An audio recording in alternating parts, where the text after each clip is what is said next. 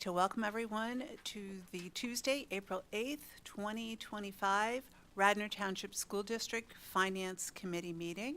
First item on the agenda, introductions and administrative remarks. Mr. Pauling? Yep, no remarks for this evening. Okay, thank you. Next up is public comment. Is there any public comment, any written? Nothing? Okay, thank you. Third item is the review of the minutes committee. Okay.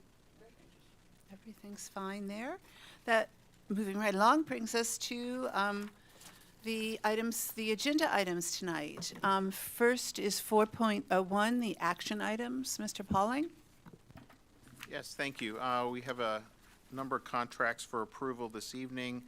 The first of which is for a lease with American Capital for 280 Surface Go devices for our Radnor High School students. It's a refresh as part of our normal technology refresh cycle. It's included in the technology budget for the 25-26 school year.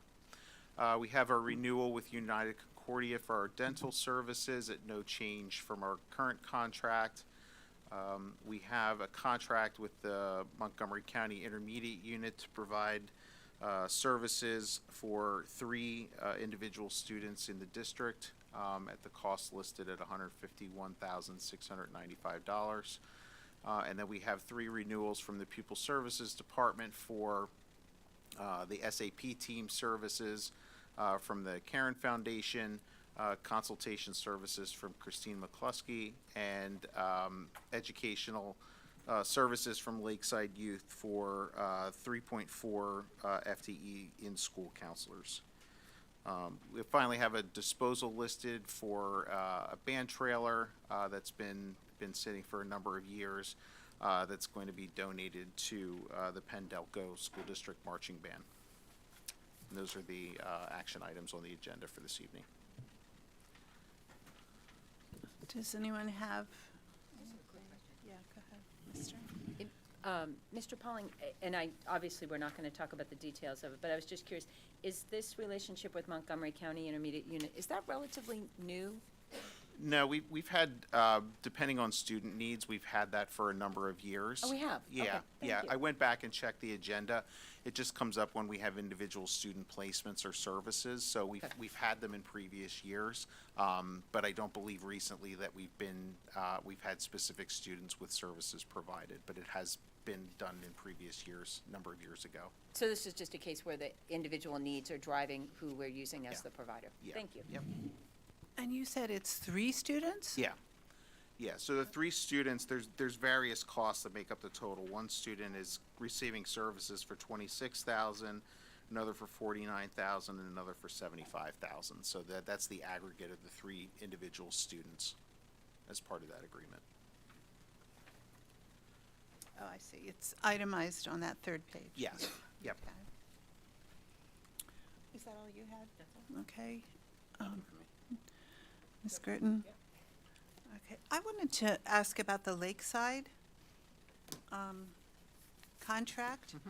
So it says it's for 4.5 counselors. Am I reading that correctly? 3.4, and that's consistent with what we've been utilizing for the Okay. past number of years with Lakeside for those in-house counseling services.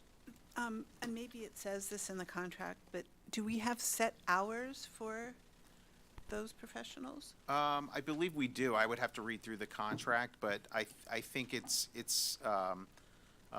set and it hasn't changed, over the last number of years because the number has stayed the same. But I'd have to look in the contract to see specifically what that's for, as far as when they come in, how many hours. No, the reason I'm inquiring, I think it's excellent, and I like this service, and apparently we've had it for years. But is there a way to do this in-house that could save us money?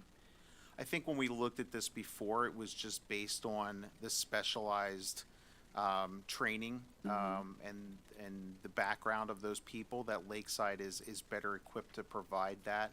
to us, and it is for 180 days. I'm just reading that in the contract now, so it is for the entire school year.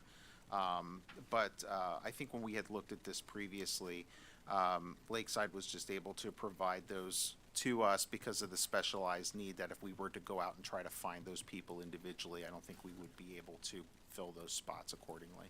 Okay, so you just answered my question, though. It's basically the cost of 3 full-time counselors. Yep. Got it. Yeah, it's 3.4 FTEs, and they're there during the school day. 3.4, Yeah. so 3.5 almost. Just about, Yes. yeah. Yep. Yep. Okay. Can I ask one question that has nothing to do with the agenda items, it's a question, a formatting question? Do you have an ability to make the font on those hyperlinks a little bigger? I find it very difficult because I do everything electronically, I can't access them easily because I keep hitting the fine tune. If the font on the attachments could just be a teeny bit bigger, I could do my cursor and open one a little bit more easily. In board docs or in the actual attachment? Board docs. Okay. I can check on that. It's nothing other than it's just hard for me to hyperlink. It's great to have the hyperlinks. It's hard to access them a little bit. I don't know if we can, like, once you post the attachment and it formats the text automatically. Does it? I don't think we can, like, if we were Okay. typing it in manually, like the summary of the items above, that we could adjust the font on, but I think Okay. it presets the font size on the attachment name. All right. But we can- We'll we work can on it check. offline. Yep. Thank you. Oh, maybe that'll help. Let me try that. Thank you. Yep. Quick question, what does 3.4 mean? Is that 4 and one's working part-time? Yeah, so, yeah, you're right, yeah. So it's 3 full-time. So what we use for staffing is we use a term called full-time equivalent. So 1.0 is a full-time person. So if you ever see a 0.4 or a 0.5, it means they're filling 4/10 of what a schedule is for that person. So it's basically, in this case, it's just a little less than a half-time position. But you're right, it'd be 4 bodies, just one of them would be at a part-time schedule. Yep. So my question is actually for Chase. And it's about the Surface Go 4s. So is that a technology that you are using with your grade, or do you have a Go 3, or what? Well, I know that they keep updating the surfaces because the one that I have is different from the one that the sophomores have, which is different from the one that freshmen have. Okay, So I'm assuming that maybe I have like a 3 or 2. okay. And do you like it? Does it Yeah, do it- everything you yeah. want it to do? I don't think any other, because it's like this is a Surface 2, but it's much smaller than this, which is nice though, because it's more like portable, I guess. Mhm. And I guess the 4 is also like the same size. So. So is that your school?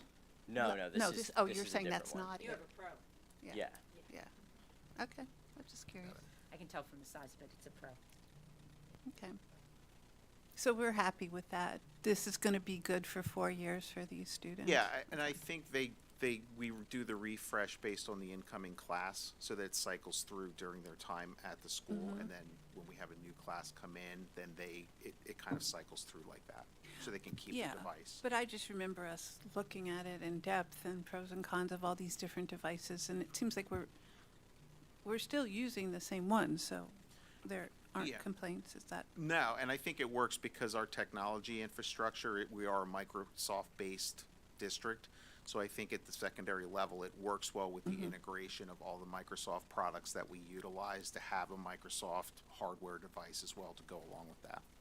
Okay. Anybody else, anything?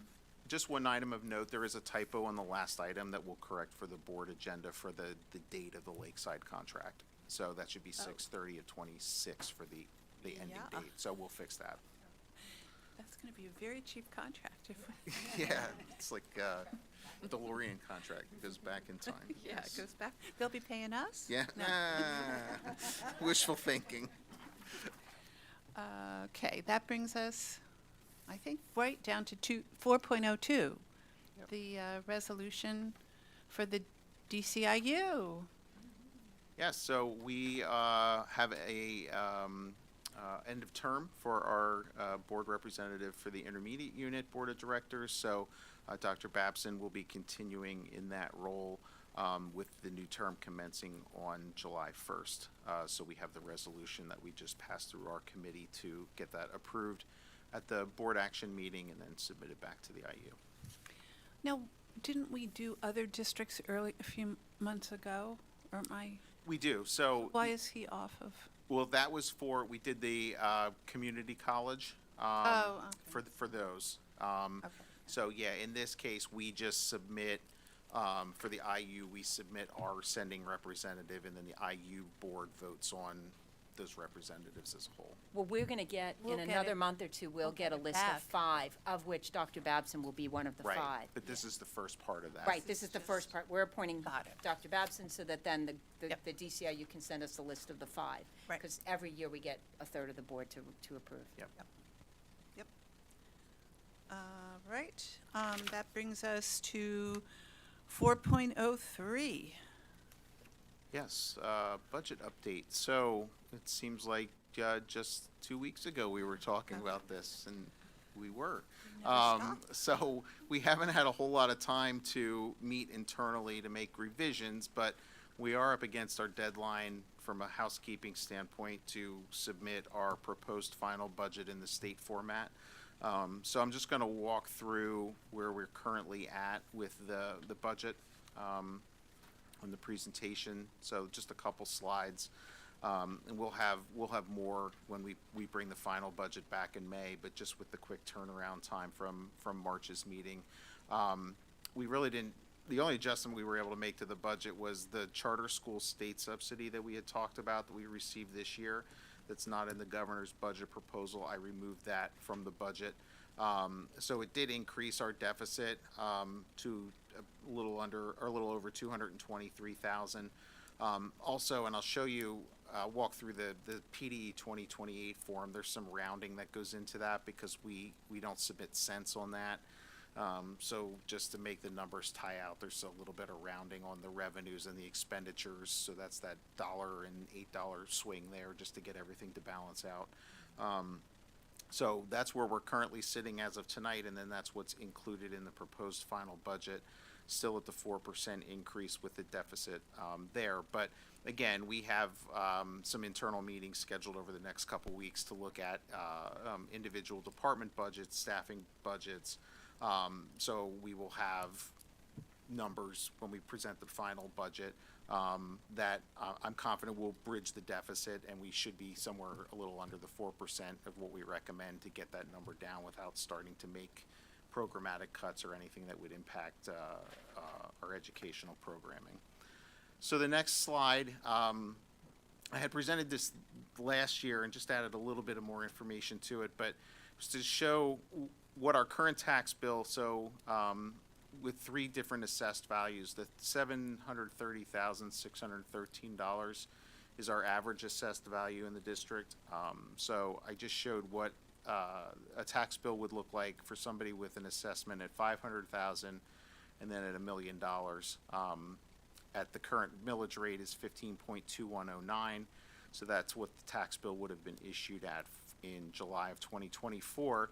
And then under different taxation scenarios for the 25-26, what that would look like at 4%, at 3.5%, and then at 3%, what the corresponding millage rates would be, and then what the tax bill would be. So for the person with a $500,000 assessed value, a 4% tax increase would increase their bill by $304.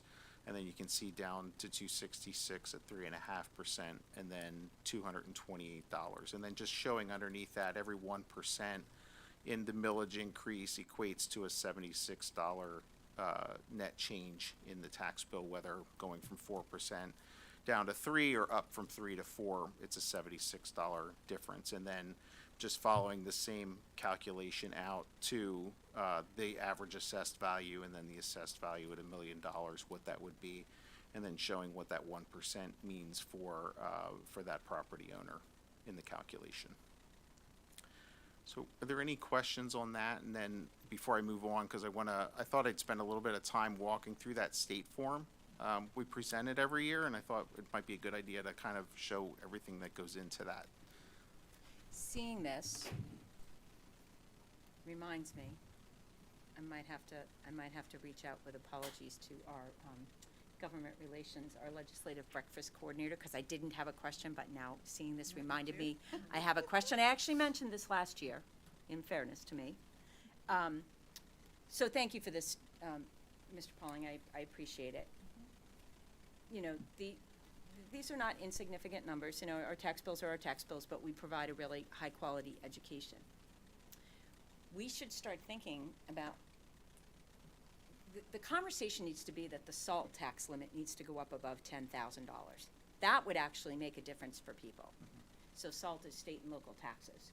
When we do our income taxes, which I need to do for next week, I no longer own a home that this matters for, but you get to deduct what your real estate taxes are, but only up to $10,000, and state and local taxes. So if our state and local tax limit were higher, that's another way that people could have these expenses offset. So now it's just starting the conversation at the state and then getting it to the federal level to talk about, because I don't think the SALT limit's been increased for a very long time. No, and I think Whenever it was they introduced it. when the changes were made to increase the standard deduction, when Right. that was increased and the SALT deduction was decreased, it hasn't been adjusted since then. Right. So that was anyway. the trade-off, but individually, you know, if you look at that and you were paying, if you're a working family that's paying state income tax, local tax, federal tax, you know, or state and local taxes, federal's separate from SALT, but state and local taxes and then your property taxes, you know, you're more than likely exceeding that 10,000. So is the increase to the standard deduction enough to cover that? I will say personally, in my case, it wasn't. So, you know, individually, you know, that could impact people. So you're absolutely right. It's a big consideration that's been capped, that it, you know, it can impact people negatively because the standard deduction wasn't increased accordingly. Anyway, I Yeah. did say this last year, but, Did. so now it might be time to start trying to, it's just a way to try to think about helping people and bringing their awareness to it. So, anyway, that was all, but I appreciate all the information, thank you. Sure. Yep. Any other questions on these slides? Okay. So, I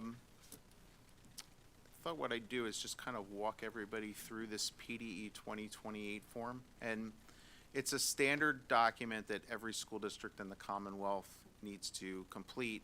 You have to complete this if you're going to pass a preliminary budget, which, because we're staying within the Act 1 index, we didn't need to complete. But if you are utilizing exceptions or going over, it's a requirement. But then it's also a requirement at this phase when we present a proposed final budget, and then the same form will be used when we submit our final budget. So every school district will utilize this same form. So it's got the cover page to it. The second page is a certification that you're staying within your 8% of unassigned fund balance, which most school districts, because the limit is any school district that has a budget of over $19 million is at the 8% unassigned fund balance limit. So there's not many school districts in the Commonwealth that have a budget under $19 million. I can think of maybe a handful that still do, like Shanksville, Stony Creek, and I know their business manager well. I think they have like 300 total students, so their budget's probably under $19 million. But for the most part, everybody's capped to that 8%. This form just attests that we are going to stay within that 8% number when we complete the budget. The second page is just a certification that we advertised. It was available for public inspection, which we make this available immediately after the approval. And then there's a page with validation errors. So once we enter all of this information into the format on the state portal, it will go through and it has some back-end calculations of checking to see, is this look correct, does this not look correct?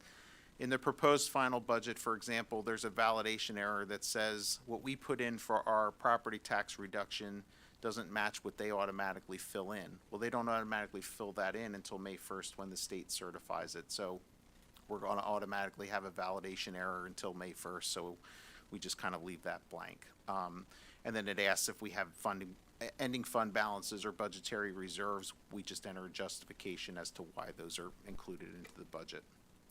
But if we have one where certain number here doesn't match a certain number there, it's a good check and balance for us to make sure that all the data entry went into the formatting correctly. The next page is a summary of our fund balances and then the revenues included in the budget. And then the following pages give a breakdown of the revenue sources by major function. Most of these look familiar. Our current real estate taxes, our real estate transfer tax. Now in this case, they call it a current 511 tax on proportional assessments. In our terms, that's real estate transfer tax. So, they have specific names per code of what these taxes are. That's why in the budget book we have that summary in there that we try to get the nomenclature to match between what we call it and what it's officially called, to make sure that it's understandable for people. So the state and federal sources are listed there, and then there's a calculation on page 8 that goes into our real estate taxes. So there's a whole calculation. It shows our 24-25 data with assessed values and our millage rate then, and then it pulls in the information that we're estimating on our assessed value, goes through the calculation of the tax levy, what the millage rate will be, and then at the end, it gives us what the new millage rate will be. On page 11, there's actually a really good, it's kind of hidden at the top, but it's a really good formula to show how this is all calculated, where it takes the total taxable assessed value times the proposed millage rate to show what the tax levy would generate from a revenue standpoint. And then we have the homestead exclusion amount, which gets deducted from that, and then the collection percentage to show what we are showing in our revenue line item of receipts of $97,343,471. So that line at the top of that page is really kind of a quick and easy summary of that calculation that goes into that. And then on the last page, on page 12 of that section, there's a check to show whether or not our increase proposed is within the Act 1 index. So you can see we have our 4% increase in there, and it matches to the Act 1 index. So that column that says less than or equal to index says yes. If it said no, we'd have to make sure we either filed for exceptions or we got that number under that percentage. It's another check and balance to the system. And then really most of the rest of the document is descriptions and summary detail on expenditures. It breaks it into major functions, so 1,000 instruction, and then a little bit more detail, 1,100 for regular programs, 1,200 for special programs, and then the 2,000s are support services. So the reason we show in our budget book and other documentation, we show expenses by major function, and then on these detail pages you can see they're by major objects, salaries, and benefits. It's because that's the standardized format that this form uses when we submit our data to the state. So every school district aggregate data is summarized the same way. So it makes it, for comparability, easier for us to look at what do our regular program 1,100 function salaries compare to others. There's information on the Department of Education's webpage that they aggregate all this information, and you can do comparability. So it's, again, standardized between all of the school districts by that major function and major object, so that we can compare that information. And then starting on page 18, there's some information on estimated cash and short-term investments, long-term. It's really, again, estimates. It doesn't tie much into the budget. It's in there for educational or informational purposes, but it's not really any direct correlation on our budget. It's just kind of larger financial information of estimated numbers where we're at now. And some of those numbers, like, I'll be honest, I don't know what my cash balance is going to be like 2 the dollar at the end of the year. So we try to just look back and see what was our cash balance last year, what is our anticipated expenses going to be, and we try to put the best number in that we can. But that data is really not as important as the front end of the document. So, and then the last page is just showing, with the budget, what our ending fund balances would look like from what we put in at the beginning of the document, what's included in the budget, and what our ending numbers. So that's the 26 pages. Again, this all gets inputted into a state's database and software package, gets submitted electronically, but then we can generate the output file in this PDF format that looks like this. But this is what gets submitted to the Department of Education. And so if you would look at every school district, they should have this document posted for every budget year for the final budget, so that you can look, and then once you understand the flow and the format, you can compare other districts and look at their data, and it's a standardized form. So going back to the presentation, really just the timeline is we'd be asking for, again, approval for this proposed final budget at the April 22nd meeting. And then we would come back in May with the final budget and the budget adjustments that we make over the next month or so to have the final budget approved on May 27th. Just a reminder, what we approved for the proposed final budget on April 22nd, it doesn't lock us into a millage rate, it doesn't lock us into any of the numbers. It's just a best estimate of where we are now with the budget that would be on review for the community for the next 30 days until we pass the final budget, but we can make adjustments up until the final budget is passed, which we anticipate doing. So with that, I'll open it up if there's any questions. And just, Brian, just notice the date you have on the 4th bullet down. This should just be the May 27th board meeting. Yes, I'm Yep. sorry, yep, And May 12th. yep, Yep. So those, you worked the deadline dates off of May 27th, correct? yeah. Okay, Yeah, great, because thank we have you. the 30 days. Yep, that's just a copy over from last year. Oh, so that says Yeah. 22 and that says 22, but the Yeah. meeting's on the 22nd. Yeah. And I thought I had updated this, but I must not have uploaded the newer one. Yeah, because I did catch that when I first did it.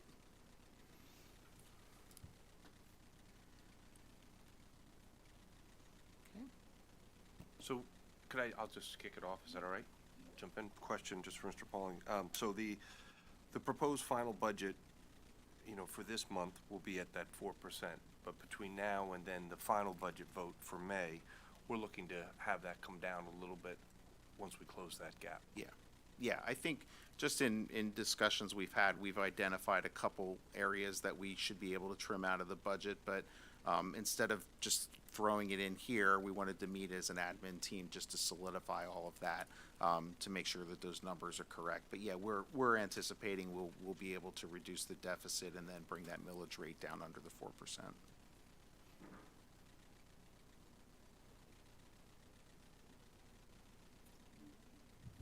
I just had a quick question, almost out of curiosity, but what percentage of the transfer tax comes to the school district? So, It's split, so it's a 50-50 split, so we get a 0.5%, and it's half and half, percentage, yeah.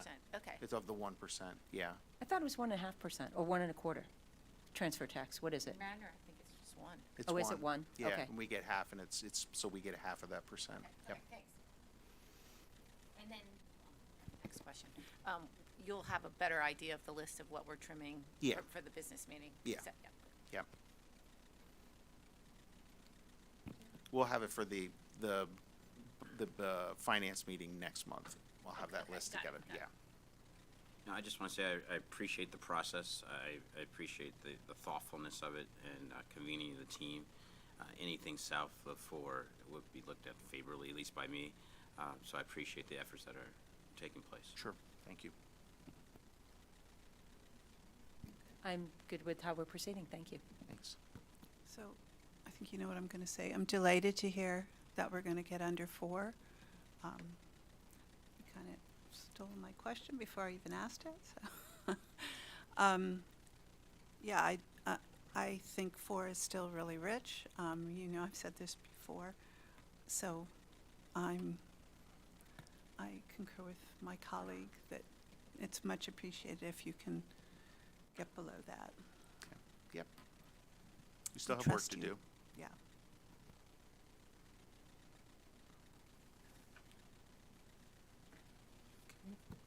Okay, that brings us to new business. Any new business, colleagues? No. Any public comment? All right, our next Finance Committee meeting will be May 6th at 5 p.m. in the ground floor conference room. Thank you, everyone.